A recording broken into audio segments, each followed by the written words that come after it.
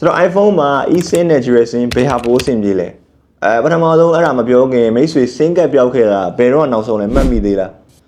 အခုခေတ်ကဗျာ digital ခေတ်ဖြစ်လာတဲ့အတူ physical ပစ္စည်းတွေထက် digital ပစ္စည်းတွေပို့ပြီးအသုံးဝင်လာတယ်အသုံးတည့်လာတယ်ပေါ့နော်ဆိုတော့အဲ့ထဲမှာလည်း SIM ကတ်တွေလည်းပါတယ်အခုလက်ရှိ iPhone 70 series ထွက်လာတဲ့အတူ iPhone Air ကလည်း worldwide eSIM အဖြစ်ကြေညာသွားတယ်ဗျာတိလားဆိုတော့ဒါနဲ့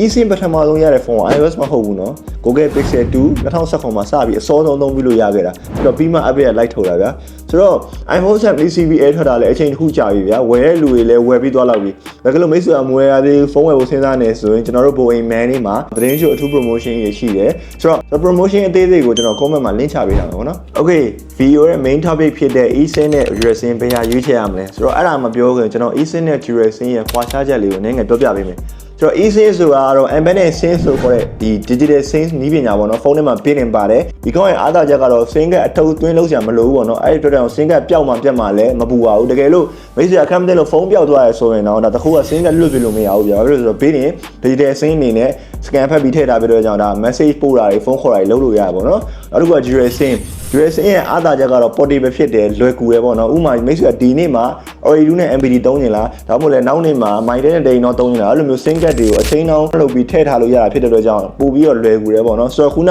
အနေနဲ့အနေနဲ့တော့ဖုန်းပြောက်သွားရင် SIM ကတ်တွေပါလွတ်ပြခံရတယ်ဆိုရင်ကိုဖုန်းရနိုင်တဲ့ chance တော့နည်းရပါဗျာအဘက်ဘက်ကလည်း eSIM သုံးဖို့ eSIM error အနေနဲ့ push လုပ်နေပေမဲ့လည်းမြန်မာနိုင်ငံအနေနဲ့ကတော့ GeoSIM ကိုပို့အသုံးများကြတယ် GeoSIM ကပို့အသုံးတယ်ပေါ့နော်ဆိုတော့ကျွန်တော်ခုနပြောပြခဲ့တဲ့ GeoSIM နဲ့ eSIM ရဲ့ကွာဟချက်ကိုမိတ်ဆွေတို့သိပြီဆိုရင်ကိုတိုင်း eSIM ကင်နေလား GeoSIM ကင်နေလားဆိုတော့ခွဲရတတ်သွားမယ်လို့ကျွန်တော်ယုံကြည်ပါတယ်တကယ်လို့ကိုက SIM ကတ်တကယ်နဲ့အသုံးဝင်နေ AC ပဲဆိုရင်တော့ခင်းနဲ့အညီ eSIM သုံးဖို့ကျွန်တော် recommend ပေးပါတယ် Okay ကျွန်တော်ဒီနေ့ပြောပြပေးသွားတော့ eSIM နဲ့ GeoSIM ဘယ်ဟာပိုကောင်းလဲဘယ်ဟာပိုသုံးတယ်လဲဆိုတော့ topic လေးဖြစ်ပါတယ်နောက် video မှာကျွန်တော်တူတူပြန်တွေ့ပါမယ်အားလုံးကျေးဇူးတင်ပါတယ်အားရကဲ့သို့